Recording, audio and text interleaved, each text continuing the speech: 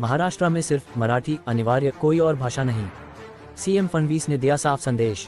महाराष्ट्र के मुख्यमंत्री देवेंद्र फडणवीस ने कहा कि विदेशी भाषाओं का स्वागत है, लेकिन भारतीय भाषाओं का विरोध उचित नहीं।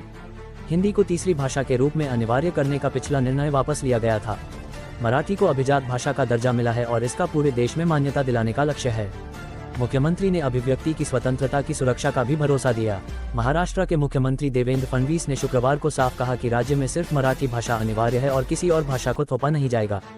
ये बात उन्होंने 17 में 99वें अखिल भारतीय मराठी साहित्य सम्मेलन के उद्घाटन समारोह में कही। साथ ही मुख्यमंत्री ने ये भी कहा कि विदेशी भाषाओं जैसे फ्रेंच और स्पेनिश के लिए तो स्वागत किया जाता है, लेकिन भारतीय भाषाओं का विरोध करना सही नहीं है।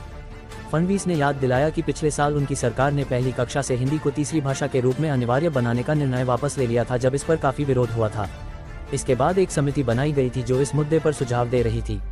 उन्होंने कहा कि मुख्यमंत्री के तौर पर मैं साफ कहना चाहता हूं कि महाराष्ट्र में सिर्फ मराठी अनिवार्य है, कोई और भाषा अनिवार्य नहीं है। छात्रों को ये स्वतंत्रता है कि वे अपनी पसंद की कोई भी भारतीय भाषा सीख सकते हैं। सवाल सिर्फ ये था कि तीसरी भाषा कब से शुरू की जाए। उन्होंने ये भी बताया कि मवा सरकार के दौरान एक रिपोर्ट तैयार की गई थी जिसमें पहली कक्षा से हिंदी अनिवार्य करने की सिफारिश की गई थी, लेकिन व्यापक विरोध के बाद नरेंद्र जाधव की अध्यक्षता वाली समिति बनाई गई। समिति की रिपोर्ट अंतिम चरण में है और उसके बाद सरकार उपयुक्त निर्णय लेगी।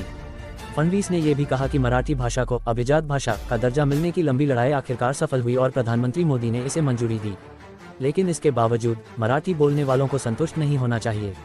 अब लक्ष्य है कि मराठी को पूरे देश में लोक मान्यता मिले।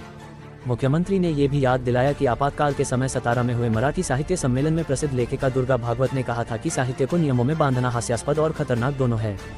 फडणवीस ने भरोसा दिलाया कि विचार और अभिव्यक्ति की स्वतंत्रता हमेशा सुरक्षित रहेगी और संविधान की सुरक्षा से कोई छाड़ नहीं कर सकता।